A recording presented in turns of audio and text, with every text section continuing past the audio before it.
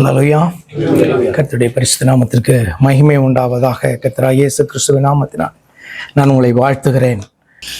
சங்கீதங்களின் புஸ்தகம் 146 6வது வசனத்தை நம்ம எடுத்துக்கொள்வோம். இந்த மாதத்திலே நாம் தியானிக்கும்படியாய் கர்த்தர் நமக்கு தந்ததான வேத வசனம் சங்கீதம் 146 6வது வசனத்தினுடைய 2வது பகுதி.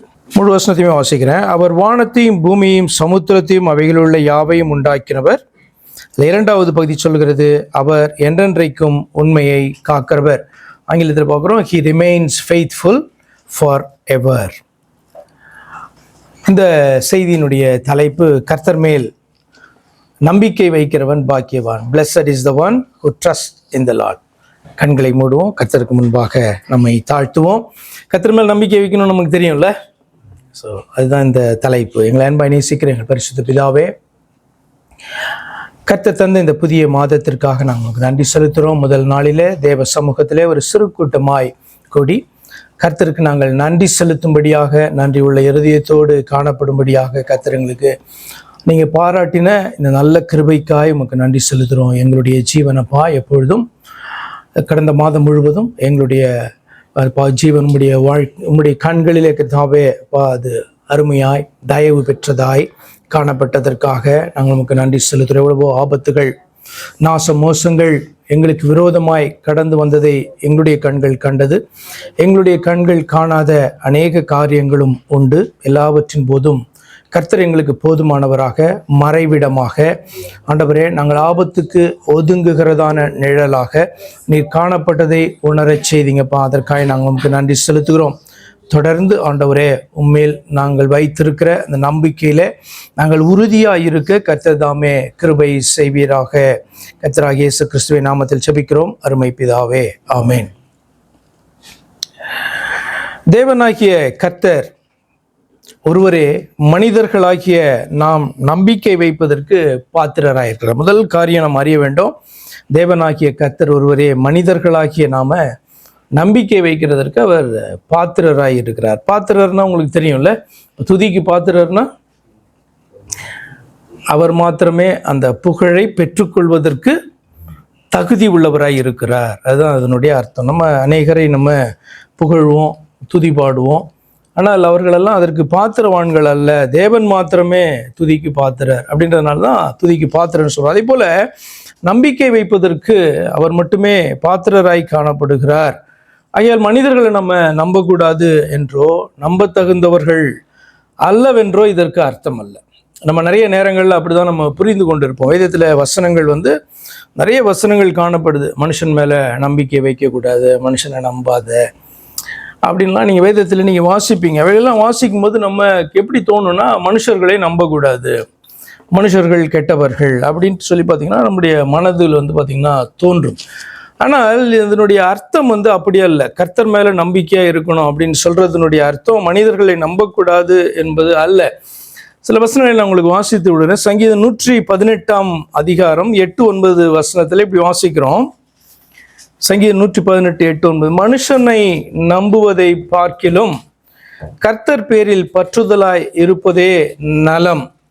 அப்படின்னா என்ன சொல்லப்பட்டிருக்குன்னா, எது உனக்கு நலமாய் காணப்படும், கேடு உண்டாகாதபடிக்கு முடிகிற காரியம் எது அப்படின்னு சொல்லப்பட்டிருக்கு. மனுஷனை நம்புவதை பார்க்கிலும் கர்த்தர் பேரில், அதாவது மனுஷனை கர்த்தரை பார்க்கிலும் அதிகமாக எந்த ஒரு காரியத்துக்கு நம்பினாலும் அது பார்த்தீங்கன்னா கேடு இல்லையா? அப்போ அதுதான் அந்த வசனம் குறிக்கிறது. பிரபுக்களை நம்புவதை பார்க்கிலும் கர்த்தர் பேரில் பற்றுதலாய் இருப்பதே நலம். பிரபுக்கள் அப்படின்னா இந்த மனுஷர்களிலே காணப்படுகிற வல்லமை பொருந்தியவர்கள், எந்த ஒரு காரியத்தையும் செய்ய வல்லமை உள்ளவர்களாக காணப்படுகிறவர்கள் நம்முடைய கண்களுக்கு இல்லையா? அதுதான் பிரபுக்கள். அப்போ அவர்களை நம்பினீங்கன்னா ஒரு காரியம் பார்த்தீங்கன்னா இந்த உலகத்தில் வாய்க்கும் என்பதாக தோன்றும். ஆனால் வேதம் கற்றுக் கொடுக்கிறது, பிரபுக்களை நம்புவதை பார்க்கிலும் கர்த்தர் பேரில் பற்றுதலாய் இருப்பதே நலம். அதே மாதிரி நம்ம ஏசாயா 2:22 வாசிக்கிறோம், நாசியிலே சுவாசம் உள்ள மனுஷனை நம்புவதை விட்டு விடுங்கள், எண்ணப்படுவதற்கு அவன். அப்படின்னா என்ன அர்த்தம் அப்படின்னு சொன்னா, நீங்க கர்த்தர் மேல வைக்க வேண்டிய நம்பிக்கை மனிதன் மேல வைக்கிறதற்கு அவன் பாத்திரன் அல்ல, அல்லது தகுதியுள்ளவன் அல்ல என்பது அந்த வார்த்தையினுடைய அர்த்தம். நான் ஆரம்பத்தில் ஸ்டார்டிங்கில் சொன்னேன், தேவனாகிய கர்த்தர் ஒருவரே நம்முடைய எல்லா மனிதர்களுடைய நம்பிக்கைக்கும் பாத்திரராக இருக்கிறார். அதே நேரத்தில் மனிதர்கள் மேலே நம்ம நம்பிக்கை வைக்கக்கூடாது, நம்ப தகுந்தவர்கள் அல்ல என்பதாக வேதம் நமக்கு சொல்லவில்லை. அதை நான் உங்களுக்கு விளக்குகிறேன். அதற்கு ஒரு வசனத்தை நீங்கள் புரிந்து கொண்டீங்க அப்படின்னு சொன்னால் நான் விளக்குறதுக்கு ஈஸியாக இருக்கும். என்னென்னா மத்தேயு 23:9 இப்படி வாசிக்கிறோம், பூமியிலே ஒருவனையும் உங்கள் பிதா என்று சொல்லாதிருங்கள், பரலோகத்தில் இருக்கிற ஒருவரே உங்களுக்கு பிதாவாக இருக்கிறார். இப்படி நீங்கள் வாசிக்கிறீங்களா? இந்த வசனத்தை நம்ம எவ்வளமாக புரிந்து கொள்ளலாம்? ஆண்டவர் சொல்லுகிற கருத்து என்ன? ஆனால் இதை நம்ம தமிழ்லையோ ஆங்கிலத்திலேயோ வாசிக்கும் போது அது என்ன பொருளை நமக்கு தருகிறது? இந்த பூமியிலே நீங்கள் வாழும்போது ஒருவரையும் என்ன சொல்லக்கூடாது? ஒருவனையும் பிதா என்று, அதாவது அப்பா என்று, ஃபாதர் என்று, டேடி என்று என்ன பண்ணக்கூடாது? ஒருவரையும் சொல்லாதிருங்கள், பரலோகத்தில் இருக்கிற ஒருவரே உங்களுக்கு பிதாவாய் இருக்கிறார். அப்போ நேராக பார்க்கும்போது இந்த பூமியில் என்ன பண்ணக்கூடாது? நம்மளை பெற்றெடுத்த தந்தையாய் காணப்பட்டாலும் கூட அவர் என்னன்னு சொல்லக்கூடாது? அப்பான்னு தானே கட்டளை தானே இது. பூமியில் வாழும்போது ஒருத்தரையும் நீங்கள் என்ன பண்ணாதீங்க, அப்பான்னு சொல்லாதீங்க. ஏன்னா உங்களுக்கு அப்பானா பிதானா யார் அப்படின்னா பரலோகத்தில் இருக்கிற ஒருவர் மட்டும்தான் உங்களுடைய பிதா. அதுலேயும் காணப்படுது, பரலோகத்தில் நிறைய பேர் கிடையாது. அதாவது தேவன் என்கிற ஸ்தானத்திலே காணப்படுகிறவர் ஒருவர் தான், அவர் ஒருவரை தான் நீங்கள் பிதா என்று அழைக்கப்படும். அப்போ இது நேராக பார்க்கும் பொழுது நமக்கு தோன்றுகிற அல்லது எல்லாருக்கும் தோன்றுகிற ஒரு கருத்து இல்லையா? நீங்கள் கிறிஸ்டியனாக இருந்தாலும் கிறிஸ்தவர்களாக இல்லைனாலும் இந்த வசனத்தை எங்கேயாவது நீங்கள் சுவரில் எழுதி போட்டிருக்கிறத பார்த்தாலும் இது ஒரு காரியத்தை தான் எல்லாருக்கும் கற்றுக் கொடுக்கும். என்னென்னா இந்த பூமியில் என்ன பண்ணக்கூடாது? யாரையுமே அப்பான்னு கூப்பிடக்கூடாது அப்படின்றதான காரியம் தான் நமக்கு புரியும் இல்லையா? ஆனால் அப்படியே நீங்கள் புரிந்துட்டு இருக்கீங்க. இந்த வசனத்தை நீங்கள் எப்படி புரிந்துட்டீங்க? என்ன ஆண்டவர் சொல்கிறார்? ஆண்டவர் சொல்லுகிறதுடைய பொருள் என்ன? ஏன் அப்படி சொல்கிறார்? பூமியில் யாரையும் நீங்கள் பிதான்னு சொல்லக்கூடாது அப்படின்னா என்ன அர்த்தம்? இந்த வசனம் புரிந்தால்தான் இன்னைக்கு எடுக்கிறதான செய்தியும் புரியும். நான் என்ன சொன்னேன் செய்தியினுடைய துவக்கத்தில்? தேவனாகிய கர்த்தர் ஒருவரே நம்பிக்கைக்கு, எல்லா மனிதர்களுடைய நம்பிக்கைக்கும் ஒரு பாத்திரர் ஒருவர் காணப்படுகிறார். நம்ப தகுந்தவர்னா தேவன் மட்டும்தான். ஆனால் இப்படி சொல்லுகிறதுனால என்ன அர்த்தம் கிடையாது, மனிதர்களை நீ நம்பக்கூடாது என்றோ மனிதர்கள் நம்ப தகுந்தவர்கள் அல்ல என்றோ வேதம் சொல்லலை. நம்ம பார்த்தீங்கன்னா அப்படி நம்ம புரிந்து கொள்ளக்கூடாது. அப்படி புரிந்து கொண்டால் நீங்கள் எப்படி இந்த உலகத்தில் நீங்கள் வாழ முடியும்? கொஞ்சம் சிந்தித்து பாருங்கள். கணவன் மனைவியை நம்பலை, மனைவி கணவனை நம்பலை அப்படின்னா குடும்பம் நடத்த முடியாது. பிள்ளைகள் பெற்றோரை நம்பலை அப்படின்னு சொன்னால் குடும்பத்தில் பிள்ளைகள் ஐக்கியப்பட்டு இருக்க முடியாது. அப்படி தானே? உங்களுடைய நீங்கள் வேலைக்கு போகிறீங்க, உங்களை வேலைக்கு அமர்த்தி இருக்கிறவர் உங்களை நம்பலை அப்படின்னா நீங்கள் அவர் சம்பளம் கொடுக்க மாட்டாருன்னு நீங்கள் அவரை நம்பலைன்னா வேலை செய்ய முடியுமா? ஒரு தேசத்தின் பிரஜையாய் தான் காணப்படுகிறீங்க. தேசத்தை ஆளுகை செய்கிறவர்கள் பார்த்தீங்கன்னா என்ன பண்ணணும்? தன்னுடைய பிரஜைகளை நம்பணும், பிரஜைகள் அவரை நம்பணும். இல்லைன்னா என்ன நடக்கும்? தேசத்தில் கலகம் உண்டாகாதா? அப்போ மனிதர்கள் ஒருவரை ஒருவர் நம்பவே கூடாது என்று வேதம் சொல்லுகிறதா? ஆண்டவர் அப்படியாய் கற்றுக் கொடுக்கிறாரா? அப்படி கிடையாது இல்லை. திரும்ப விஷயத்துக்கு வருவோமா? அப்போ இந்த வசனம் என்ன சொல்லுகிறது? பூமியிலே ஒருவனையும் உங்கள் பிதா என்று சொல்லாதிருங்கள் அப்படின்னு சொல்லுகிறதனுடைய அர்த்தம் என்ன அப்படின்னா, பரலோகத்திலே காணப்படுகிற உங்களை உண்டாக்கினதான அந்த தேவனுக்குரியதான கணத்தையும் அந்த ஸ்தானத்தையும் அந்த ரோலை இந்த பூமியிலே காணப்படுகிற ஒருவனுக்கும் நீங்கள் கொடுக்கக்கூடாது. உங்களை பெற்றெடுத்த தகப்பன் உங்களுடைய தகப்பன் தான். அவர் என்னதான் நீங்கள் அழைக்கணும்? அப்பான்னு தான் அழைக்கணும் இல்லையா? ஆங்கிலத்தில் அழைத்தாலும் தமிழில் அழைத்தாலும் என்ன மொழியில் அழைத்தாலும் அவரை நீங்கள் அப்பான்னு தான் அழைக்கணும். ஏன்னா அவர் உங்களுடைய பெற்றோர் இல்லையா? பெற்றெடுத்தவர். ஆனால் பரலோகத்தில் காணப்படுகிறதான நம்மளை உண்டாக்கின தேவனுக்கு கொடுக்க வேண்டியதான அந்த கனத்தை யாருக்கு கொடுக்க முடியாது? பூமியில் நம்ம பெற்றெடுத்த தகப்பனாக இருந்தாலும் அவருக்கு என்ன பண்ண முடியாது? கொடுக்க முடியாது. அதுதான் ஆண்டவர் கற்றுக் கொடுக்குறாருல. அதுக்கு மேலே நீங்கள் போய் பார்த்தீங்கன்னா இன்னும் சில காரியங்கள்லாம் சொல்லுவார். இந்த பூமியில் நீங்கள் வாழ்கிறீர்கள், நீங்கள் யாரையும் குருன்னு அழைக்கக்கூடாது அப்படின்னு சொல்லுவார். ஏன்னா கிறிஸ்துவே உங்களுக்கு குருவாய் இருக்கிறார். ஆனால் சின்ன வயதுலேருந்தே நம்ம என்ன பண்ணுறோம்? படிக்கிறதுக்கு அனுப்பும்போது, ஸ்கூலுக்கு அனுப்பும்போது யாருக்கு கீழே தான் படிக்க அனுப்புகிறோம்? ஒரு குருவானவருக்கு கீழே தான். அதுக்கப்புறம் நீங்கள் பைபிள் ஸ்டடி படித்தாலும் சரி, பைபிள் காலேஜில் போய் படித்தாலும் சரி, எங்கே படித்தாலும் ஒரு குருவுக்கு கீழே இருந்து தான் படிப்பீங்க. அதாவது டீச்சருக்கு கீழே இருந்து தான் படிப்பீங்க. கர்த்தர் சொல்கிறாங்க, நீங்கள் கிறிஸ்துவை என்று உங்களுக்கு வேற குரு கிடையாது. உங்களுக்கு போதகர் அப்படின்னு சொன்னா யாரை தான் நீங்க போதகர்னு சொல்லணும்? கிறிஸ்துவ தான் போதகர்னு சொல்லணும் அப்படின்ற அதனுடைய அர்த்தத்தை நாம புரிந்து கொள்ள வேண்டும். என்ன அப்படின்னு சொன்னா, இந்த பூமியிலே வந்து பாத்தீங்கன்னா என்னதான் உங்களுக்கு வந்து ஒவ்வொரு சபைக்குள்ள போனீங்கனாலும் போதகர்கள் காணப்படுவாங்க. போதகர்கள் உங்களுக்கு கற்றுக் கொடுப்பாங்க. என்னதான் போதகர்கள் கற்றுக் கொடுத்தாலும், சத்தியத்தை கற்றுக் கொடுத்தாலும், கர்த்தர் உங்களுக்கு உதவி செய்யலை அப்படின்னு சொன்னா அவர்கள் கற்றுக் கொடுக்குற சத்தியம் உங்களுக்கு புரியாது. இதை உங்களால் அக்செப்ட் பண்ண முடியுதா? அதனுடைய அர்த்தம் வந்து அதுதான். என்ன அப்படின்னு சொன்னா, கிறிஸ்து உங்களுக்கு உதவி செய்யலை அப்படின்னா இந்த பூமியிலே காணப்படுகிற மனுஷன் கற்றுக் கொடுக்கிறதான போதிக்கிறதான காரியங்கள், உங்களுக்கு குருவாய் இருக்கிறதான காரியங்கள் உங்களுக்கு பலனை கொடுக்க முடியாது. அப்ப நீங்க யாரை தான் நம்பி நீங்க ஸ்கூலுக்கு போனாலும் சபைக்கு போனாலும் நீங்க கற்றுக்கொள்ள போகிற இடத்துல யாரை நம்பி போகிறீங்க? உங்களை உண்டாக்கின தெய்வத்தை நம்பி போறீங்க. அங்கங்க உங்களுக்கு ஆண்டவர் என்ன பண்ணியிருப்பாரு? மென்டர்ஸை வைத்திருப்பார், கற்றுக் கொடுக்கிறவர்களை வைத்திருப்பார். அப்ப நம்முடைய நம்பிக்கையெல்லாம் யார் மேலதான் இருக்கணும்? கர்த்தர் மேல இருக்கணும் என்பதற்காக ஆண்டவர் என்ன பண்ணாரு? அந்த ஸ்தானத்தை வந்து பாத்தீங்கன்னா நீ இந்த பூமியில காணப்படுகிற மனிதனுக்கு கொடுக்காத அர்த்தம், என்னுடைய மகிமையை எடுத்து நீ இன்னொருத்தனுக்கு என்ன பண்ற, நீ கொடுக்குற என்கிற அர்த்தத்துல தான் ஆண்டவர் சொன்னார். ஆனபடினாலே மனிதனை நம்பாதே என்று ஆண்டவர் சொல்லல. மோரோவர் இந்த செய்தியினுடைய தலைப்பை நீங்க பார்த்தீங்கன்னா கர்த்தர் மேல் நம்பிக்கை வைக்கிறவன் பாக்கியவான். ஏன் இந்த தலைப்பை நான் எடுத்தேன்? 3, 4, 5 வசனங்களில் நீங்க போய் வாசிக்கும் போது இந்த அதிகாரத்தில் அதுக்கு மேலே இருக்க வசனங்களில பிரபுக்களையும் ரட்சிக்க திராணி இல்லாத மனுபுத்திரனையும் நம்பாதேயுங்கள், அவனுடைய ஆவி பிரியும், அவன் தன் மண்ணுக்கு திரும்புவான், அந்நாளிலே அவன் யோசனைகள் அழிந்து போம். யாக்கோபின் தேவனை தன் துணையாக கொண்டிருந்து தன் தேவனாகிய கர்த்தர் மேல் நம்பிக்கை வைக்கிறவன் பாக்கியவான். இப்படி நம்ம வாசிக்கிறோம். அப்படினால்தான் செய்தியினுடைய தலைப்பு கர்த்தர் மேல் நம்பிக்கையாய் இருங்க, அல்லது நம்பிக்கை வைக்கிறவன் அவன் பாக்கியவான் என்று சொல்லி தலைப்பு. அதுக்கு வந்து இந்த வசனங்கள் முக்கியமான. அப்ப மனுபுத்திரனை நம்பாதே அப்படின்னு சொல்லுகிறதுனுடைய அர்த்தம் மனிதர்கள் எல்லாரும் கெட்டவர்கள் என்பதாலா அப்படின்னு சொன்னா கிடையாது. அதுல அவர் விளக்குறார். என்னன்னா, மனிதர்களில பிரபுக்கள் அப்படின்னு நான் சொன்னேன் இல்லையா, எலிட்ஸ் அல்லது ஐஸ்வர்யவான்கள், அல்லது ஒரு வார்த்தையை சொன்னா அந்த காரியத்தின் மூலமாக அநேக காரியங்கள் வேதத்தில் கூட வாசிக்கிறோம். ஒருத்தன் வந்து சொல்றான், ஒரு அதிகாரம் மிக்கதான 100க்கு அதிபதி, நான் ஒருவனை வா என்றால் வருகிறான், போ என்றால் போகிறான். அது என்னன்னா அதிகாரம்.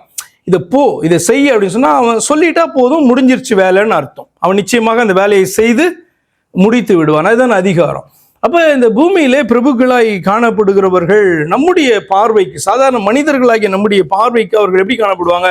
பலவான்களாகவும் எல்லாவற்றையும் செய்து முடிக்க வல்லவர்களைப் போலவும் நமக்கு தோன்றலாம். ஆனால் அது உண்மை இல்லை அப்படின்ட்டு என்ன பண்றாரு, எழுதுறாரு. அதான் 3வது வசனம். ஏன் காரணம் சொல்றாரு? அவர்கள் அழிவுள்ளவர்கள் அல்லது அழியக்கூடியவர்கள் என்பதுதான் 4வது வசனத்துடைய முதல் பகுதியில் சொல்றாரு. அவர்கள் அழியக்கூடியவர்கள், மனிதர்கள் செய்ய நினைத்திருக்க. அதனால பிரபுக்கள்லாம் மோசமானவங்களா அப்படின்னா அப்படி கிடையாதுல்ல.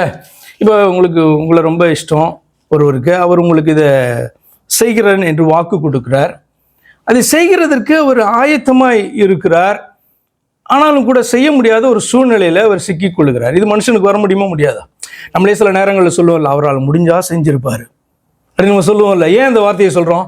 அப்போ முடியாத ஒரு சூழ்நிலை அவருக்கு வந்திருக்கிறது, அப்படித்தானே? அப்ப பிரபுக்களா இருக்கலாம், ரொம்ப நல்லவனா இருக்கலாம், உங்க மேல பிரியமா இருக்கலாம், உங்களுக்கு இதை செய்கிறதற்கு அவன் விரும்பலாம். ஆனாலும் கூட அவனால செய்ய முடியாத சூழ்நிலை கூட அவன் போக முடியும், அல்லது சூழ்நிலைகள் அவனை அப்படிப்பட்டதான் நிலைக்கு கொண்டு போக முடியும். ஆனபடினாலே அவர் சொல்றாரு, அவர்கள் அழியக்கூடியவர்கள், மனிதர்கள் செய்ய நினைத்திருக்கிற காரியங்கள் அவை அவர்களால செய்யக்கூடாமல் போகலாம். அதுதான் வந்து 4ல் அவர் சொல்றாரு, அந்நாளிலே அவன் யோசனைகள் அழிந்து போகும்.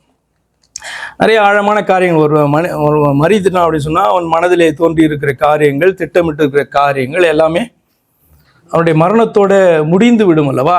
அப்ப ஒருவனுக்கு நன்மை செய்ய வேண்டும் என்று அவன் நினைத்திருக்கிற காரியங்கள், நாளைக்கு நான் இதை செய்வேன் அப்படின்னு சொல்லி இருக்கிறதான காரியங்கள் கூட என்ன ஆகும்?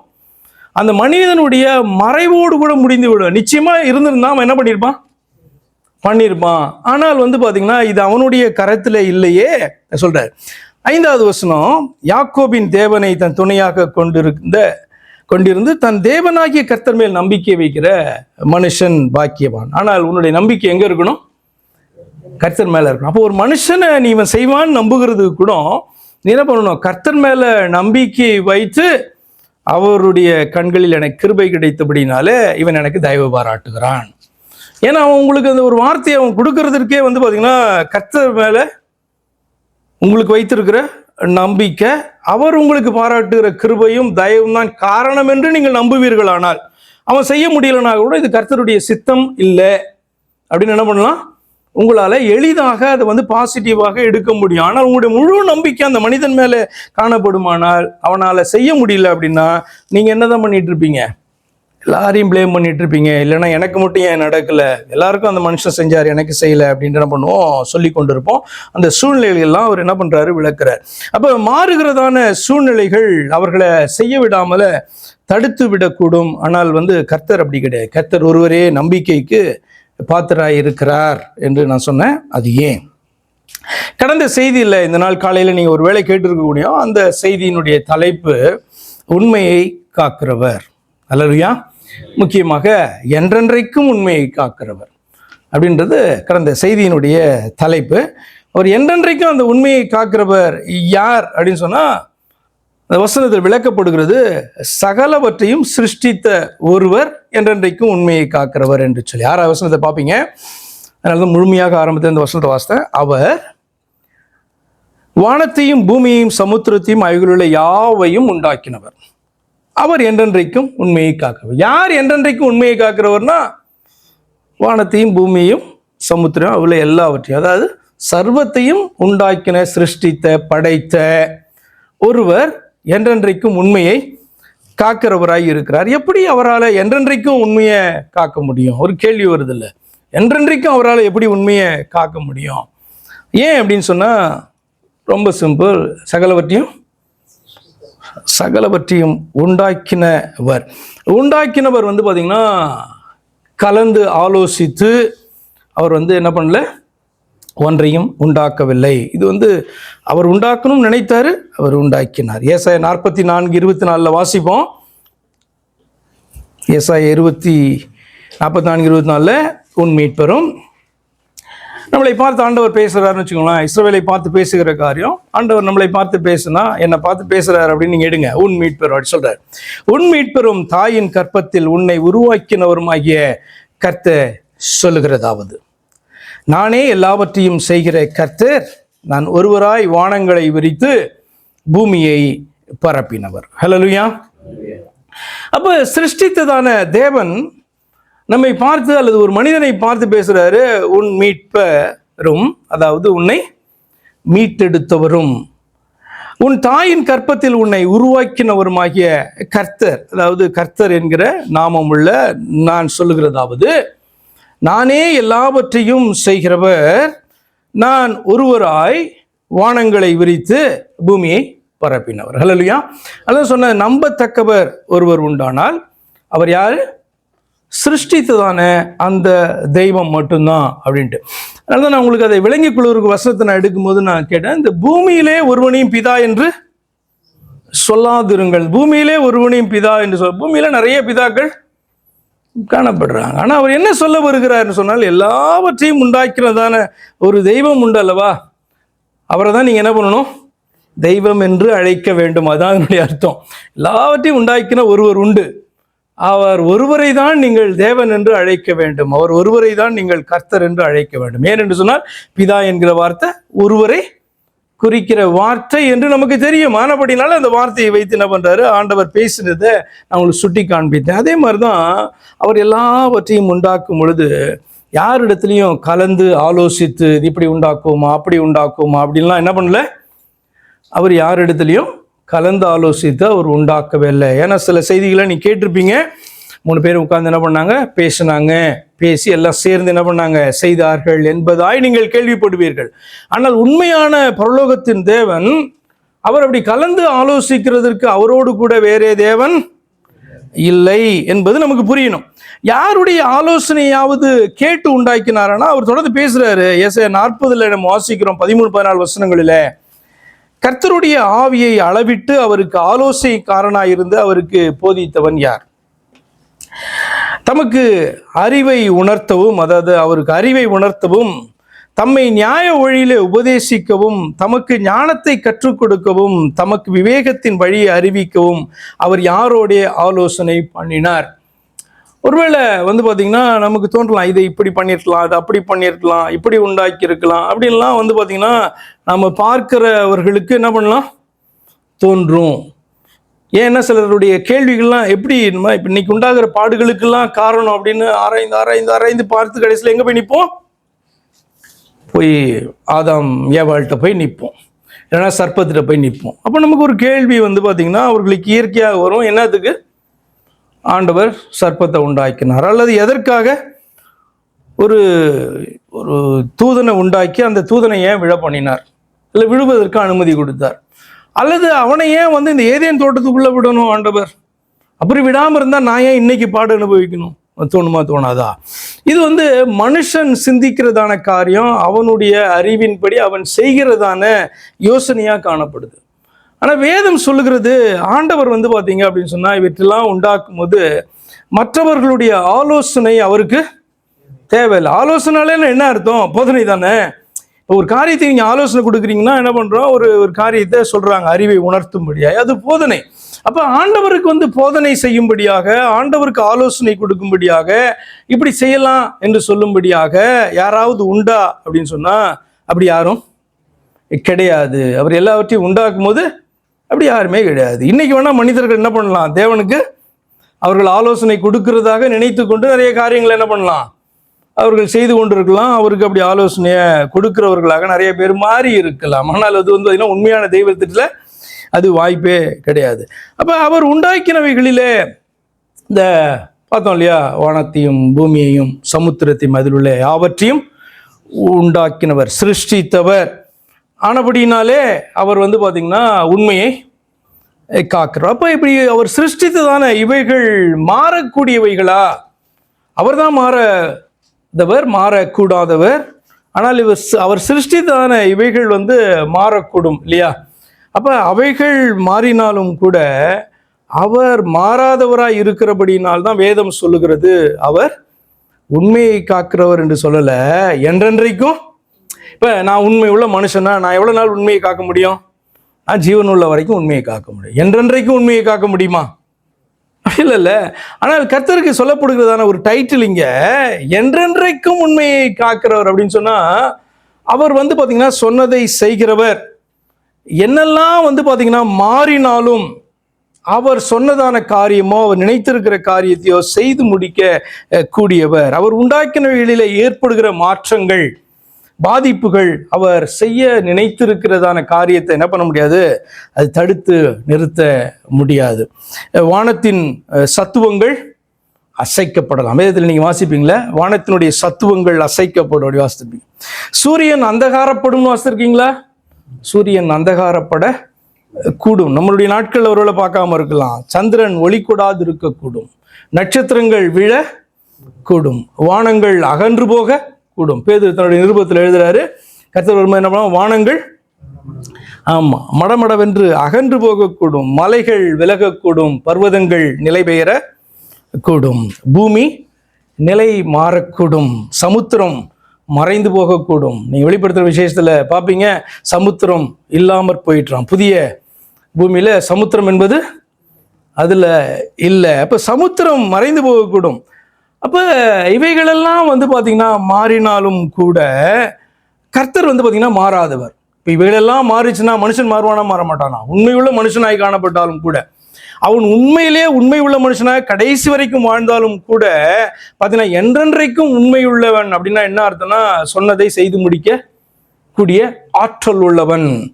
அப்போ அவனுக்கு அந்த ஆற்றலே காணப்பட்டாலும் கூட அவனுடைய கைகளை கட்டி போடக்கூடியதான அவன் அறியாத பல காரியங்கள் பார்த்தீங்கன்னா இந்த பூமியில கிரியை செய்ய முடியும். யாக்கோபு சொல்கிறதான ஒரு வசனம் உங்களுக்கு ஞாபகம் இருக்குது, என்னோட நிருபத்தில் சொல்வார் அல்லவா, அடுத்த வருஷத்துல நான் இதெல்லாம் செய்து முடிப்பேன், நான் அடுத்த வருஷத்துல அங்க இந்த வியாபாரம் பண்ண போறேன். அப்படி சொல்லாத, கர்த்தருக்கு சித்தமானால் இதை நான் செய்வேன். ஏன்னா நாளைக்கு நடக்கிறதான காரியத்தை நீ அறியாயே, ஏன் மூடனை போல நீ பேசுகிறாய் அப்படி என்று சொல்லி அவர் தன்னுடைய நிருபத்துல என்ன பண்ணுவாரு, நாளைய தினத்தை குறித்து அறியாத நீ அப்படி பேசாத அப்படின்னு சொல்லுகிறத நீங்க பார்ப்பீங்க. ஆனா மனிதர்களுடைய நிலைமை பாத்தீங்கன்னா இப்படி கிடையாது.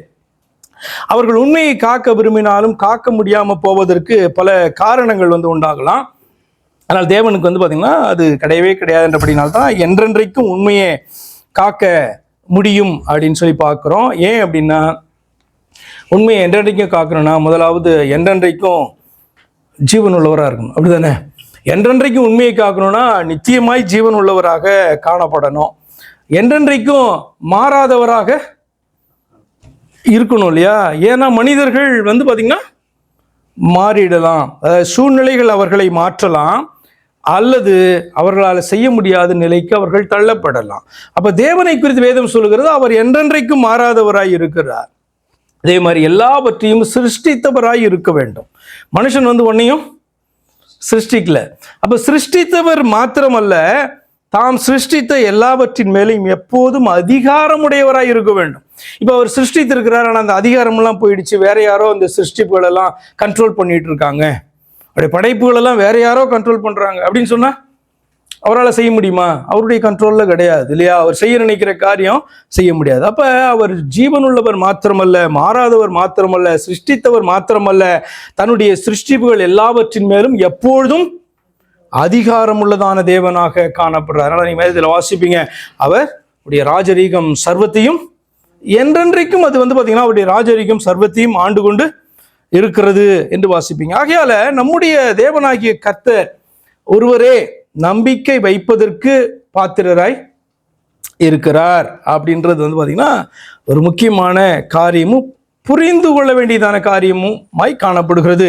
சில டைட்டில்ஸ் பார்த்தீங்க அப்படின்னு சொன்னா அது தேவனுக்கு காணப்படுகிறதான விசேஷமான, அல்லது இட் பிலாங்ஸ் டு ஹிம், அப்படிதான் பார்த்தீங்கன்னா இந்த என்றென்றைக்கும் உண்மையை காக்கிறவர் அப்படின்றதான அந்த வார்த்தை, அது ஒரு டைட்டில். அது என்றென்றைக்கும் உண்மையை காக்கிற தேவன் அப்படின்னு சொல்றது பரலோகத்தின் தேவனுக்கு காணப்படுகிறதான யூனிக்கான ஒரு டைட்டில். சில டைட்டில்ஸ் அப்படிலாம், டைட்டில்னா உங்களுக்கு தெரியும்ல, இப்போ பிதான்னு சொன்னது ஒரு டைட்டில் தானே, பிதான் சொன்னது டைட்டிலா இல்லையா? அப்போ இந்த டைட்டில்ஸ் பார்த்தீங்கன்னா இந்த மனிதர்களுக்கு இந்த பூமியில் அவைகள் சொல்லப்படும் போது அது ரொம்ப காமன் அல்லது ஜென்ரல் டைட்டிலாக காணப்படும். அதே டைட்டில் பார்த்தீங்கன்னா பரலோகத்தின் தெய்வத்துக்கு சொல்லும் பொழுது அது யூனிக்காக மாறிவிடும். உங்களுக்கு சில காரியங்களை நான் உங்களுக்கு புரிகிறதற்காக சொல்கிறேன். உதாரணமாக நல்லவர் அப்படின்றதான ஒரு டைட்டில் தேவனுக்கு உண்டு இல்லையா? இயேசு கிறிஸ்து என்ன பண்ணியிருக்காரு? சொல்லியிருக்கார், அப்படித்தானே? என்ன சொல்லியிருக்காரு? நல்லவன், அதாவது நல்லவர் அப்படின்னு சொன்னால் யார் தான்? தேவன் மட்டுமே நல்லவர், வேற யாரும் நல்லவர் என்று சொல்லுகிறதற்கு தகுதியானவர்கள், ஒர்த்தியானவர்கள் கிடையாது அப்படின்னு சொன்னார். அப்போ இந்த பூமியிலே நல்லவர்கள் அப்படின்ட்டு யாரையும் சொல்லக்கூடாது. அப்படி நல்லவர்கள் இல்லையா? அது என்ன அர்த்தம் சிந்திச்சு பாருங்க. இப்போ மனுஷனை நம்பாத அப்படின்னு சொன்னா அதனுடைய அர்த்தத்தை நம்ம தப்பா என்ன பண்ணிக்கூடாது? புரிந்து கொள்ளக்கூடாது இல்லையா? அதே போல நல்லவர் அப்படின்னு சொன்னா தேவன் மட்டும்தான் நல்லவர், மனுஷன் யாருமே நல்லவன் கிடையாது அப்படின்னு ஒரு பக்கத்துல என்ன பண்ணலாம்? எடுத்து அதை புரிந்து கொள்ளலாம், வாதிடலாம். ஆனால் கர்த்தர் அப்படியா சொல்லுகிறார் அப்படின்னு சொன்னா அப்படி அல்ல. தேவன் மட்டுமே நல்லவர் அப்படின்னு சொல்றதனுடைய அர்த்தம் என்ன அப்படின்னு சொன்னா எப்பொழுதும் நல்லவராகவே இருக்கிறவர். தீமை என்பது அவரிடத்துல, இப்ப நீங்க இப்படி எடுத்துக்கோங்களேன், ஒளி காணப்படுது, லைட் காணப்படுது, இந்த லைட் ஆஃப் பண்ண இந்த இடத்துல இருள் வந்துடும் இல்லையா? அப்படின்னா ஒளி அப்படின்றது இருக்கிறது, மறையிறது. அப்ப தேவனை ஒளிக்கு நீங்க ஒப்பிடும்போது அவர் கொஞ்ச நேரம் இருளா இருக்கிறார், கொஞ்ச நேரம் ஒளியா இருக்கிறார் அப்படின்னு என்ன பண்ண முடியாது, நீங்க பார்க்கவே முடியாது. இப்ப மனிதர்கள்ல நல்லவர்கள் அப்படின்னு சொன்னா நீங்க நிச்சயமாக அவர்கள் ஒரு நேரத்துல ஒரு கெட்ட சிந்தனை கூட மனிதனுக்கு வராதா? சிந்தித்து பாருங்க. சிந்தனை அதை அவன் செயல்படுத்துகிறது அடுத்த காரியம். ஒரு சிந்தனை கூட மனுஷனுக்கு வராதா? இருளான ஒரு சிந்தனை. புரியுதா உங்களுக்கு? அப்ப தேவன் மட்டுமே நல்லவர் அப்படின்னு சொல்றது எப்ப யுனிக் ஆகுது அப்படின்னு சொன்னா தேவனை போல நல்லவர் அப்படின்ட்டு யாருமே இந்த பூமியில இருக்கிற மனிதர்களை அல்லது அவரால் உண்டாக்கப்பட்ட பரலோகத்தில் இருக்கிறவைகளாய் காணப்பட்டாலும் கூட எதையுமே என்ன பண்ணக்கூடாது, அவரோடு கூட நீங்க ஒப்பிட முடியாது, இணையாக வைக்க முடியாது என்கிறதற்காக கற்றுக் கொடுக்கிறார். அப்ப நல்லவர், தேவன் மட்டுமே நல்லவர் அப்படின்னு சொன்னா அது யூனிக்கான ஒரு டைட்டிலாக எப்பொழுது மாறுகிறது என்று சொன்னால் அவர் மட்டுமே ஒருவர் என்று சொல்லும்போது தான் அது யூனிக்காக மாறுகிறது. அதே மாதிரி வந்து பார்த்தீங்கன்னா பெரியவர் அப்படின்ற வார்த்தையை நீங்கள் பூமியில் இருக்கிற யாருக்கு வேணாலும் என்ன பண்ணலாம், யூஸ் பண்ணலாமா, யூஸ் பண்ண முடியாதா? குடும்பத்தில் பெரியவர், வேலை ஸ்தலத்தில் பெரியவர், ஒரு நகரத்தில், ஒரு தேசத்தில் பெரியவர். அப்போ பெரியவர் என்று சொன்னால் என்ன, ஒரு கணத்துக்கு உரியவராய் காணப்படுறாருன்னா தேவன் வந்து பெரியவர் அப்படின்ட்டு நம்ம வாசிக்கிறோமா இல்லையா வேதத்தில்? அப்போ அந்த பெரியவர் என்கிற வார்த்தை தேவனுக்கு பயன்படுத்தப்படும் போது அதனுடைய அர்த்தம் வந்து வேறாக மாறுகிறது அல்லது யுனிக்காக மாறுகிறது. அதனுடைய அர்த்தம் என்னன்னா, அவரை பார்க்கிலும் பெரியவர் வேறொருவர் இல்லை என்ற அர்த்தம். திரும்பவும் வந்து பார்த்தீங்கன்னா தேவன் ஒருவர் தான், அவரை பார்க்கிலும் வேறொருவர் பெரியவர் இல்லை, அவருக்கு இணையானவரும் இல்லை. இல்லைன்னா பெரியவர்கள் அப்படி சொல்லலாமே. அப்போ இந்த வார்த்தை அதே மாதிரி வல்லவர் என்ற வார்த்தை பார்த்துருக்கீங்கல்ல, வல்லவர் என்றால் யாரை வேணாலும் என்ன பண்ணலாம், ஒவ்வொரு ஃபீல்டுலையும் வந்து பார்த்தீங்கன்னா திறமைசாலிகளை வல்லவர் என்று சொல்லலாமா இல்லையா? ஆனால் தேவன் வந்து பார்த்தீங்கன்னா வல்லவர் அப்படின்னு சொல்றதுனுடைய அர்த்தம் என்னன்னா, அவருக்கு இணையாக வேறொருவர். அதனால தான் பார்த்தீங்கன்னா சர்வ வல்லவர் அல்லது சர்வ வல்லமையுள்ள கர்த்தர், சர்வ வல்லமையுள்ள தேவன் அப்படின்னு நீங்கள் வாசிப்பீங்க. அப்படின்னா அவர் ஒருவர், அவருக்கு இணையாக வேற யாரும். அப்போ இந்த மனிதர்களுக்கு வல்லவர் என்ற வார்த்தையை பயன்படுத்தும் போது நீங்கள் யாருக்கு வேணாலும் பயன்படுத்தலாம். அதற்கு அவர்கள் பாத்திரவான்களாக இருக்கும்போது, அந்த ஃபீல்டில் அவர்கள் பெரியவர்களாக இருக்கும்போது அவர்கள் என்ன பண்ணலாம், நீங்கள் அப்படி சொல்லலாம். ஆனால் தேவனுக்கு அதை சொல்லும்போது நீங்கள் என்ன பண்ணுறீங்க, அவர் ஒருவர் என்றும் அவருக்கு இணையான தெய்வம் வேற இல்லை என்றும் நீங்கள் சொல்லுகிறீர்கள் என்று அர்த்தம். அதே மாதிரி தான் தூதன், கர்த்தருடைய தூதனானவர் அப்படின்ற வார்த்தையை வசிப்பீங்களே. கர்த்தருடைய தூதனா கர்த்தருடைய செய்தியை கொண்டு வருகிற ஒருவன், அப்படித்தானே? அது ஆவியா இருந்தாலும் சரி, அது மனிதன் மூலமாக வந்தாலும் சரி, யார் மூலமாக வந்தாலும் சரி, கர்த்தருடைய தூதன். ஆனால் கர்த்தருடைய தூதனானவர் அப்படின்ட்டு ஸ்பெசிஃபிக்கா நீங்க வேதத்தில் சொல்லுகிற இடங்கள்ல பார்ப்பீங்க. கர்த்தரே தம்முடைய செய்தியை தன்னுடைய ஜனத்துக்கு கொண்டு வருகிறதான இடம். அப்ப அந்த கர்த்தருடைய தூதனானவர் என்பது கர்த்தரை, அதாவது தெய்வத்தை குறிக்கிறதான இடமா இருக்கும். அந்த இடத்துல நீங்க மற்ற தூதர்கள் என்ன பண்ண முடியாது, கொண்டு வந்து வைத்து இணையாக்கவே முடியவே முடியாது. அப்படிதான் வந்து பாத்தீங்க அப்படின்னு சொன்னா, இப்ப ஆட்டுக்குட்டியானவர் அப்படின்ற வார்த்தையை நீங்க கேள்விப்பட்டீங்க. ஆட்டுக்குட்டியானவர் அப்படின்னு சொன்னா இந்த உலகத்துல நம்ம அறிந்திருக்கிறோம், அது ஒரு மிருகத்தை குறிக்கிறது. அதே மாதிரி ஆட்டுக்குட்டி அப்படின்னா பலியாக்கப்படுகிற மனிதனை குறிக்கிறது. தப்பே பண்ணல, ஆனா என்ன வந்து மாட்டி வச்சுட்டாங்க. அவர்களை மாட்டி வைக்கிறதுக்கு பதிலாக என்ன பண்ணிட்டாங்க, அந்த இடத்துல என்ன ஸ்கேப் கோட் ஆகிட்டாங்க. இப்படி சொல்றது கேட்டிருக்கீங்கல்ல. ஆட்டுக்குட்டினா அதுதான் அர்த்தம். என்னன்னா அது தப்பு பண்ணல, ஆனா அந்த இடத்துல தப்பு பண்ணாத ஒரு மனிதனை கொண்டு போய் நிறுத்திட்டீங்க அப்படின்னு சொன்னா என்ன சொல்றோம், ஏன்னா ஆட்டுக்குட்டியை போல அந்த இடத்துல மாட்டி வச்சுட்டாங்க அப்படின்னு சொல்றீங்க. இது வந்து யாருக்கு வேணாலும் என்ன பண்ணலாம், இன்னசென்ட்டான யாரு அடிக்கப்பட்டாலும், காட்டி கொடுக்கப்பட்டாலும், ஒப்பு கொடுக்கப்பட்டாலும், அல்லது யார் வந்து தண்டனை அனுபவிக்கணுமோ அந்த இடத்துல தப்பிக்கிறதுக்கு இன்னொருத்தரை கொண்டு வந்து நிறுத்தினாலும் அவங்க யாரு, பேரு ஸ்கேப் கோட் தான், ஆட்டுக்குட்டி. ஆனால் இந்த வார்த்தை ஆட்டுக்குட்டியானவன்ற வார்த்தை தேவனுக்கு சொல்லப்படும் போது அதுக்கு ஒரே அர்த்தம் தான் உண்டு. ஒரே தேவன் நமக்கு உண்டு. அந்த தேவன் நம்மை ரட்சிக்கிறதற்கு, தம்மோடு சேர்த்துக் கொள்வதற்காக அவர் இறங்கி வந்தார். அவர் அடிக்கப்பட்டார், என்னுடைய ஸ்தானத்தில் அடிக்கப்பட்டார். என்னுடைய ஸ்தானத்தில் என்னை மீட்பதற்காக அந்த தண்டனையை ஏற்றுக்கொண்டார், ரத்தம் சிந்தினார் என்ற ஒரே மீனிங் தான் அதற்கு உண்டு. அப்ப மனிதர்களுக்கு நீ வந்து பயன்படுத்தும் போது பயன்படுத்தக்கூடாதுன்றல்ல, அதற்கு வேற அர்த்தம். ஆனா அது தெய்வத்திற்கு பயன்படுத்தும் போது அது ஒரே தேவன் என்பதற்கு பயன்படுத்தப்படுகிறதான வார்த்தை. அதே மாதிரிதான் பிதா என்கிற வார்த்தை. இந்த பூமியில வந்து பாத்தீங்கன்னா பெற்றெடுத்த எல்லாரையும் என்னன்னு சொல்லணும், அப்பான்னு தான் சொல்லணும். இந்த வசனத்தை வாசித்த உடனே பூமியிலே ஒருவனையும் பிதா என்று சொல்லாதீர்கள் அப்படின்னு சொன்னா இவன் இடத்துல என்ன கோட்டு ராஜ் அப்படின்னு சொல்லக்கூடாது. ராஜ்குமார் எப்படி இருக்கீங்க கேட்கக்கூடாது. அர்த்தம் இருக்கா? ஏன்னா வேதத்தில் ஆண்டவர் சொல்லியிருக்கார், யாரையும் என்ன பண்ணக்கூடாது, அப்பான்னு கூப்பிடக்கூடாது. அப்படின்னா அப்பான்னு கூப்பிட மாட்டேன்னு சொல்றது அர்த்தமற்ற காரியம். என்னன்னா தெய்வத்திற்கு இணையாக இந்த பூமியில உன்னை பெற்றெடுத்த தகப்பனாக இருந்தாலும் அந்த கணத்தை நீ அந்த மனிதனுக்கு கொடுக்காத. அவர் கணத்திற்குரியவர் தான், ஆனா அது பூமிக்குரிய காரியத்துல, பரலோகத்தின் காரியத்துல அல்ல என்று. அதே மாதிரிதான் குமாரன் என்கிற வார்த்தையும். குமாரன் என்கிற வார்த்தை நீங்க பெற்றெடுத்த ஆண்மகனுக்கு எல்லாருக்கும் காணப்படுகிற ஒரு டைட்டில். அதையும் நீங்க இப்படி பிரித்து கொள்ளலாம். தேவனுடைய குமாரன், மனுஷ குமாரன் அப்படின்னு சொல்லும் போது அந்த டைட்டில் தேவனுக்கு பயன்படுத்தப்படும் போது அதற்கு ஒரே அர்த்தம் தான் உண்டு. என்ன அப்படின்னு சொன்னா, பரலோகத்தின் தெய்வம் அந்த பூமியில ஒரு ஆண் பிள்ளையாக வெளிப்பட்டார், ஒரு வாலிபனாக வளர்ந்து நின்றார். அவர் பார்த்தீங்கன்னா குற்றம் செய்யாதவராக, பாவம் செய்யாதவராக, பாவம் அறியாதவராக, பழுதற்றவராக, தன்னுடைய வார்த்தைகளுக்கு தாமே கட்டுப்பட்டவராக, அதான் நியாயப்பிரமாணத்துக்கு உட்பட்டவராக அவர் தம்மை ஒப்பு கொடுத்தார் என்று சொல்லுகிறது தான் குமாரன் என்கிற வார்த்தையினுடைய அர்த்தம். எதற்காக பரிசுத்த ஆவி என்கிற வார்த்தையை வாசிக்கிறீங்க? பரிசுத்த ஆவி என்கிறதான வார்த்தை நீங்க பொதுவாக பார்த்தீங்கன்னா விழுந்து போகாத அத்தனை தூதர்களுக்கும் நார்மலாக சொல்லக்கூட முடியுமா முடியாத? கொஞ்சம் சிந்திச்சு பாருங்க. இப்போ காபிரியல் இருக்கான், மீகாவேல் இருக்கான், இவர்கள் பார்த்தீங்கன்னா லூசிஃபரை போல விழுந்து போனவர்கள் அல்ல. அவர்களெல்லாம் பேர் என்ன? அவர்கள்லாம் தூதர்கள். அப்ப விழுந்து போனதான அசுத்த ஆவிகளுக்கும் அவர்களுக்கும் இருக்கிறதான வித்தியாசம் என்ன? அவர்கள் பரிசுத்த தூதர்கள், ஹோலி ஏஞ்சல்ஸ் அவர்கள்.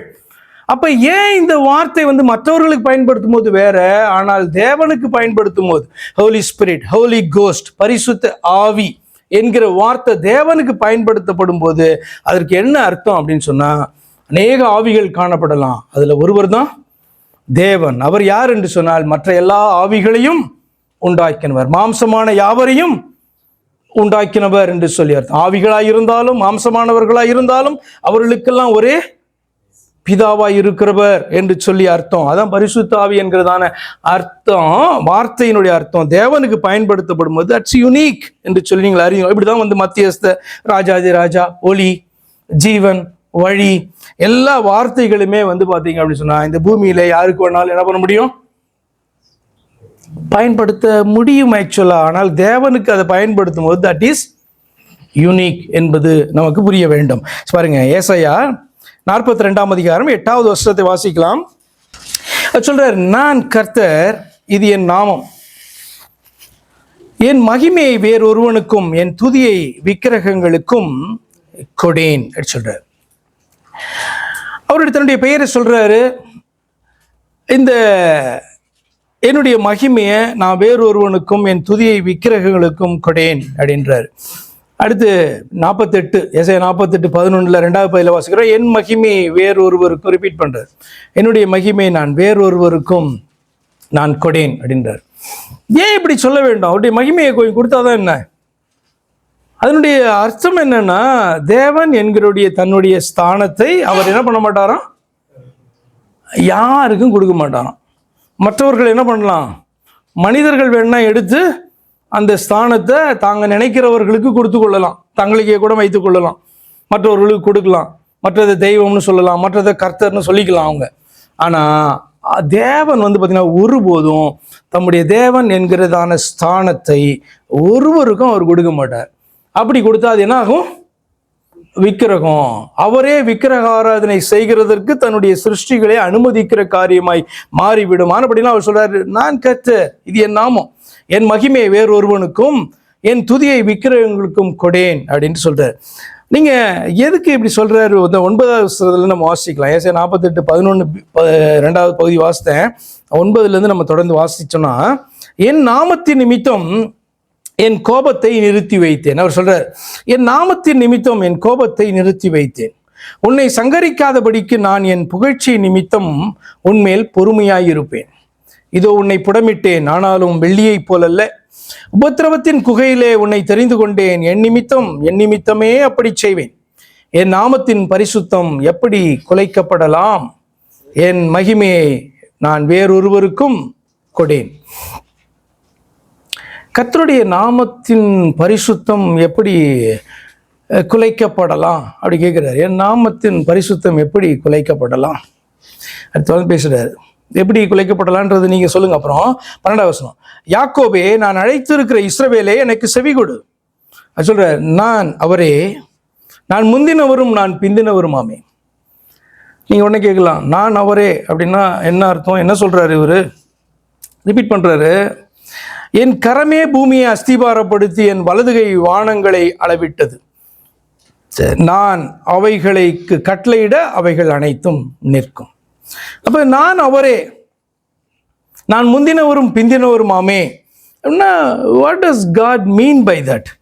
நான் அவரே, நான் முந்தினவரும் நான் பிந்தினவருமாமே அப்படி சொல்றாரு. அதனுடைய அர்த்தம் என்ன யோசித்திருக்கீங்களா? எதுக்காக ஆண்டவர் இப்படிலாம் பேசணும்? முன்னாடி வாஸ்தை கூட என் மகிமை நான் வேறொருக்கும் கூட. நம்ம யோசிக்கலாம், ஆரம்பத்தில் நம்ம சின்ன ஒரு ஒரு ஒரு 15 வயசு இல்லை அதை எடுத்து வாசித்தோம்னா, ஏன் அவர் மகிமை எனக்கு கொஞ்சம் கொடுத்தாருன்னு. ஏன்னா அப்போ தான் ஆதி ஆகமத்தில் படிச்சுட்டு வருவோம். என்னன்னா, அவர் தம்முடைய சாயலாகவும் தம்முடைய ரூபமாகவும் தன்னுடைய மனுஷனை உண்டாக்கினார். அப்படி பிள்ளைங்க தானே, அவர் பிள்ளைகளுக்கு கொஞ்சம் அவருடைய மகிமையை ஏன் கொடுத்தா என்ன தோணும் இல்லையா? அவர் சொல்கிறாரு, இன்னும் என் மகிமையை நான் யாருக்கும் கொடுக்க மாட்டேன் அப்படின்றாரு. அதே மாதிரி இந்த இடத்துல நான் முந்தினவரும் நான் பிந்தினவருமாமே அப்படின்றாரு. எதற்கு பின்பாக சொல்றாரு? என் நாமத்தின் பரிசுத்தம் எப்படி குலைக்கப்படலாம், என் மகிமை வேறொருவனுக்கும் கொடேன் அப்படி சொல்லிட்டு எப்படி சொல்றாரு, நான் அவரே. அதனுடைய அர்த்தம் என்னன்னா, படைத்தவரும் அவரே. ஏன்னா அவர் சொல்றாரு, என் கரமே பூமியை அஸ்திபாரப்படுத்தி என் வலதுகை வானங்களை அளவிட்டது அப்படி சொல்றாரு. அப்படினாலே படைத்தவரும் என்னதான் நம்பணும் மனுஷன், படைத்தவரும் அவரே, அழைத்தவரும் அவரே. ஏன் அப்படின்னா, உன்னை நான் தான் மீட்டு எடுத்தேன், என் நாமத்தின் நிமித்தம் தான் உன் மேலே கோபப்படாமல் இருக்கிறேன், அல்லது என்னுடைய கோபத்தை நிறுத்தி வைத்திருக்கிறேன், உன்னை சங்கரிக்காதபடிக்கு நான் வெயிட் பண்ணுகிறதற்கான காரணம் ஏன் நாமம் தான், உன்னை அழைத்திருக்கிறபடினாலே அப்படி சொல்றாரு. இப்போ படைத்தவரும் அவரே நம்ம சொல்றாரு, அழைத்தவரும் அவரே நம்ம சொல்றாரு, மீட்டு ரட்சித்தவரும் அவரே என்று நம்ம சொல்றாரு. சங்கரிக்காதபடிக்கு கோபத்தை நிறுத்தி பொறுமையாய் இருப்பவரும் அவரே. கொஞ்சம் சிந்திச்சு பாருங்க, மனதில் கையை வச்சு சொல்லுங்க, நான் சிந்திக்கிற செயல்படுகிற காரியத்துக்கு கர்த்தர் பார்த்தீங்கன்னா என்ன நியாயம் விசாரிக்கணுமா இல்லையா? ஒவ்வொரு நாளும் சிந்திச்சு பாருங்களேன். அப்போ யாராவது ஒருத்தன் பார்த்தீங்கன்னா ஒவ்வொரு நாளும் எழுந்து தன்னுடைய வேலைகள்லாம் செய்து முடிச்சுட்டு இரவு பெட்டுக்கு போகிறதுக்கு முன்னாடி அவன் உண்மையான மனதுடைய, ஆண்டவரே நான் மன உண்மையாக இருந்தேன். ஒரு மனுஷனுக்கு பார்த்தீங்கன்னா ஒரு 50 வயசு ஆகுதுன்னு வச்சுக்கோங்களேன். 50 வயசு மனுஷன் ஒவ்வொரு நாளும் பெட்டுக்கு போகிற முடியும், ஆண்டவரே நான் பிறந்ததிலிருந்து விடுங்க, எனக்கு நன்மை தீமை அறிய ஆரம்பித்ததிலிருந்து நான் உமக்கு முன்பாக மன உண்மையாய் இருந்தேன், என்னை நியாயம் விசாரியும், என்கிட்ட கணக்கு கேளுங்க அப்படி ஏதாவது ஒரு மனுஷனால் சொல்ல முடியுமா? ஒரு மனுஷனும் அதற்கு பாத்திரவான்னா இல்லை என்பதுதான் உண்மை. அப்போ ஆண்டவர் சொல்றாரு, நான் உன்னை சங்கரிக்காம இருக்கிறதற்கு காரணம் யார் அப்படின்னா நான் தான். என்னுடைய நாமத்தின் நிமித்தம் நான் உன்னை சங்கரிக்காதபடிக்கு உன்னை நான் பார்த்து கொண்டு இருக்கிறேன், உன்னுடைய செயல்களை நான் அறிந்திருக்கிறேன், உன்னுடைய சிந்தனைகளும் யோசனைகளும் எனக்கு தெரியும், ஆனாலும் கூட நான் பொறுமையா இருப்பதற்கு, உன்னை சங்கரிக்காதபடிக்கு இருக்கிறதற்கு காரணம் என்னுடைய நாமம். ஏனென்று சொன்னால், உன்னை படைத்தவரும் நானே, உன்னை மீட்டவரும் நானே, உன்னை அழைத்தவரும் நானே. ஆனபடியினால்தான் அப்ப சொல்றதை தொடர்ந்து, சுத்திகரிக்கும்படி புடமிட்டு கொண்டிருக்கிறவரும் அவரே. அதாவது ரட்சித்தவர்களை உருவாக்கி கொண்டிருக்கிறவரும் அவர் தான் அப்படி சொல்றாரு. அதான் சொல்றாரு, உபத்திரவத்தின் குகையிலே உன்னை தெரிந்து கொண்டேன். நான் இப்படி செய்கிறதற்கு காரணமே என்ன அப்படின்னு சொன்னா, நான் உன்னை புடமிடுகிறதற்கான காரணமே, ஒரு நாள் என்னுடைய பொறுமைக்கு ஒரு முடிவு உண்டாக்கும் பொழுது உனக்கு அழிவு உண்டாயிடக்கூடாது, அதற்கு முன்பாக நான் விரும்புகிற வண்ணமாக நீ என்ன பண்ணியிருக்கணும், மாறி இருக்க வேண்டும் என்பதற்காக உன்னை புடமிட்டு கொண்டு இருக்கிறேன், உன்னை வேற யாரோ புடமிடலை. அதனால சொல்றாரு, நான் அவரே, முந்தினவரும் உன்னை சிருஷ்டித்தவரும் அவர் தான், இறங்கி வந்து உன்னை ரட்சித்தவரும் அவர் தான், இன்னைக்கு உன்னை புடமிட்டு கொண்டு இருக்கிறதான் உன்னுடைய தெய்வம் அவர் தான். நியாயாதிபதியாக இருந்தாலும் அதற்கென்று ஒரு நாளை குறித்து வைத்து இன்றைக்கும் நீ செய்கிற அக்கிரமங்களுக்கு அன்றே தண்டனை கொடுக்காதபடிக்கு பொறுமையாக காணப்படுகிறவரும் நான் தான் என்பதை நீ நம்ப வேண்டும் என்று சொல்லி ஆண்டவர் சொல்றார். அடுத்து, வேறு ஒருவரும் இல்லை, இப்படி செய்யத்தக்கவர் வேறு ஒருவரும் இல்லை, ஆகையால் தேவனாகிய கர்த்தர் ஒருவரே நாம் நம்பிக்கை வைப்பதற்கு பாத்திரராய் இருக்கிறார். ஹல்லேலூயா. கர்த்தர் மேல் நம்பிக்கை வைக்கிறவன் பாக்கியவான்.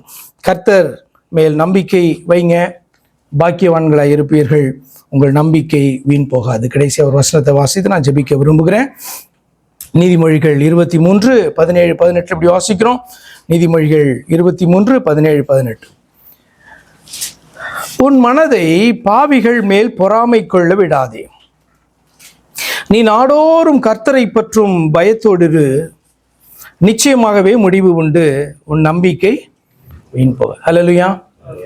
கர்த்தர் மேல நம்பிக்கைவே, கர்த்தர் மேல நம்பிக்கைவே. வேதம் முழுவதும் பார்த்தீங்கன்னா இப்படி பேசிட்டே இருக்கே. மனுஷனை நம்புவதை பார்க்கலாம்.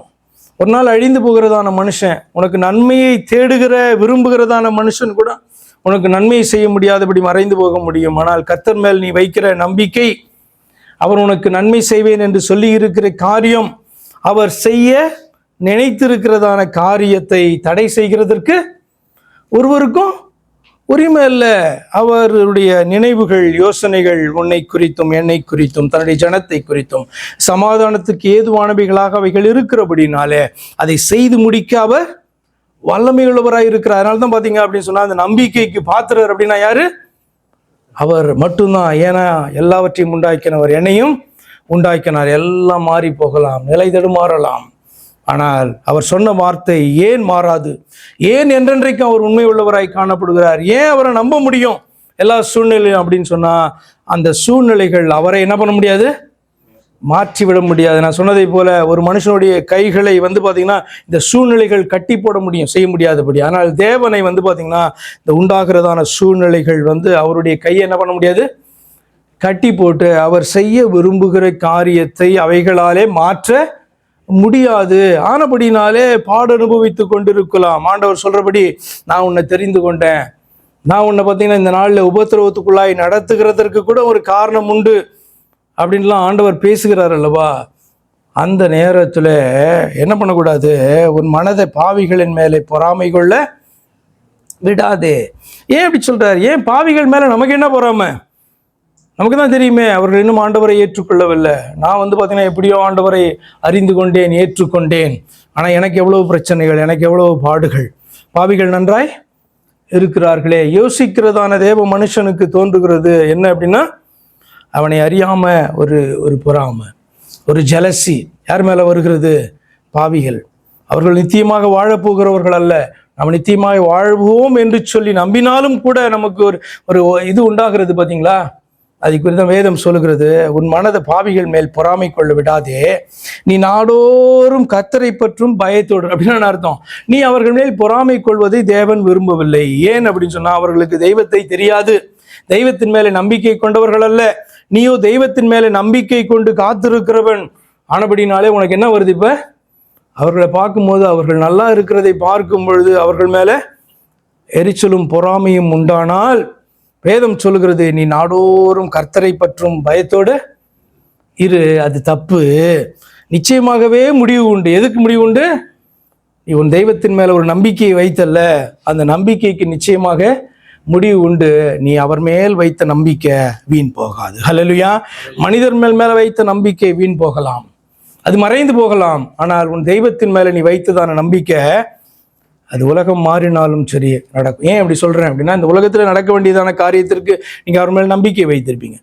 அந்த உலகமே நிலை தடி மாறினாலும் அந்த காரியத்தை ஆண்டவருடைய வாழ்க்கையில் நிறைவேற்றுவார் என்பது தான் அவர் மேலே நம்ம வைத்திருக்கிற நம்பிக்கை, இல்லையா? கண்களை மூடுவோமா, அப்படி நம்மை தாழ்த்துவோமா, ஒப்பு கொடுப்போமா? இதுதான் பார்த்தீங்கன்னா வித்தியாசம். அப்போ கர்த்தர் மேல் நம்பிக்கை வைங்க, மனுஷனை நம்பாத அப்படின்னு சொல்றதனுடைய அர்த்தத்தை தவறாக நீங்கள் புரிந்து கொள்ளாதீர்கள்.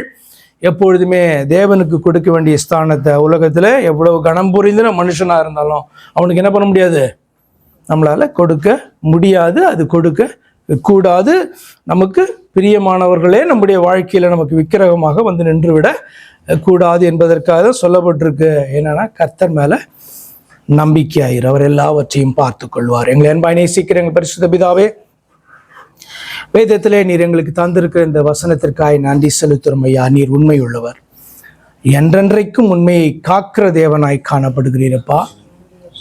கர்த்தர் மேல நம்பிக்கையாய் இருக்கிறதான மனுஷன் அவன் ஆசீர்வதிக்கப்பட்டவன், அவன் ஸ்லாக்கியத்தையும் பாக்கியத்தையும் பெற்றவன் என்று சொல்லி நாங்கள் அறிந்து இருக்கிறோம். காரணம் என்னவென்று சொன்னால், அவன் மேல் வைக்கிறதான அந்த நம்பிக்கை அது வீண் போகாது. அநேக பாடுகளுக்குள்ளாக ஆண்டவரே, சோதனைக்குள்ளாக கடந்து போனாலும் ஆண்டவரே, நீர் செய்ய நினைத்தது அவனுடைய வாழ்க்கையில தடைபடாது என்பதை நாங்கள் அறிந்திருக்கிறோம் ஐயா. இந்த வார்த்தையின்படியே கர்த்தாவே, எங்களுடைய நம்பிக்கை மேல உறுதியாய் காணப்படட்டும். இந்த மாதத்திலே கர்த்தர் எங்களுக்கு என்ன நன்மைகளை செய்ய விரும்புகிறீரோ ஆண்டவரே, அந்த நன்மைகளை கர்த்தர் தாமே செய்வீராக. அப்பா, எங்களுடைய செயல்களோ யோசனைகளோ ஆண்டவரே ஸ்தோத்திரம், அதற்கு தடையாக ஆண்டவரே இடரலை உண்டாக்காதபடிக்கு உம்முடைய சமூகத்திலே கர்த்தாவே எங்களை எல்லாம் நாங்கள் தாழ்த்துகிறோம் அப்பா. நாங்கள் வேதத்திலே வாசிக்கிறோம், எங்களை குறித்துதான் உம்முடைய நினைவுகள் ஆண்டவரே அவைகள் சமாதானத்துக்கு ஏதுவானவைகளாய் காணப்படுகிறது என்று சொல்லி, ஆண்டவரே உம்முடைய விருப்பங்கள் கர்த்தாவே அப்பா எங்களை ஆசீர்வதிப்பது என்று அறிந்திருக்கிறோம் அப்பா. நீர் நல்லவராகவே இருக்கிறீர் என்று சொல்லி நாங்கள் வேதத்திலே வாசிக்கிறோம் ஐயா. உம்முடைய பிள்ளைகளுக்கு, சுத்த இருதயம் உள்ளவர்களுக்கு, உண்மையாய் உம்மை தேடுகிறவர்களுக்கு, பயத்தோடு உம்மை பற்றி கொண்டு இருக்கிறவர்களுக்கு நீர் நன்மையானவைகளை வழங்காதிரீர் என்று சொல்லி நாங்கள் அறிந்திருக்கிறோம் ஐயா. அவண்ணமாய் கர்த்தர் ஆண்டவரே எங்களை நம்ப செய்ததான காரியங்கள், எங்களோடு கூட பேசி இடைப்பட்ட காரியங்கள், உனக்கு நான் செய்வேன் என்று சொன்ன காரியங்கள் ஆண்டவரே ஒன்றும் கர்த்தாவே இந்த சூழ்நிலைகள் நிமித்தமாய், இந்த பூமியின் காரியங்களின் நிமித்தமாய், எங்களுக்கு விரோதமாய் எழும்புகிறவைகளின் நிமித்தமாய் ஆண்டவரே அது ஒருபோதும் பாதிப்புக்குள்ளாகாதபடிக்கு கர்த்தர் உண்மையை காக்கிறவராய் இருக்கிறபடியினாலே உண்மையில் நம்பிக்கை வைத்திருக்கிற பிள்ளைகளுடைய வாழ்க்கையில ஆண்டவரே பெரிய காரியங்களை நீ செய்வீராக.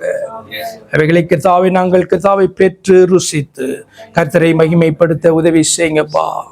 ஒவ்வொரு நாளும் சாட்சியாய் ஜீவிக்க கிருபை செய்யுங்க, பலப்படுத்துங்க, எங்களுடைய குறைகளை எல்லாம் மாற்றுங்கப்பா. கிறிஸ்து இயேசுவுக்குள்ளாய் கர்த்தாவே உம்மை தேடுகிற, உம்மை அண்டிக் கொண்டிருக்கிற பிள்ளைகளுடைய குறைகள் எல்லாம் மாறுவதாக. கிறிஸ்து இயேசுவுக்குள் அவைகள்லாம் நிறைவாய் மாறட்டும் ஐயா. எல்லாருக்கும் நல்ல ஆரோக்கியத்தை கர்த்தர் தருவீராக. நல்ல பாதைகளை அமைத்து தாங்கப்பா.